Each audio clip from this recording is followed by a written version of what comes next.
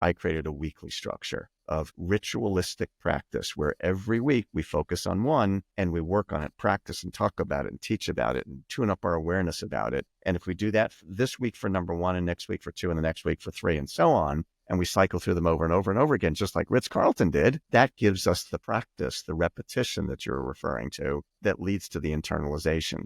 And, they do it with 40,000 people over the world. If it works for them, it's got to be able to work for me. It's just taking the same concept. There's a great metaphor I learned early in my career doing some work with a metals company, a steel company. Someone told me that when you roll metal flat, it wants to bend back, right? So you have to keep rolling it flat to get it to stay flat because it remembers it wants to change back. This stuck with me as a metaphor for change management. You're right. You can change a culture. It just requires rolling it flat multiple times. It requires persistence. Eventually, it will stay flat if you repeat the behaviors and people learn them.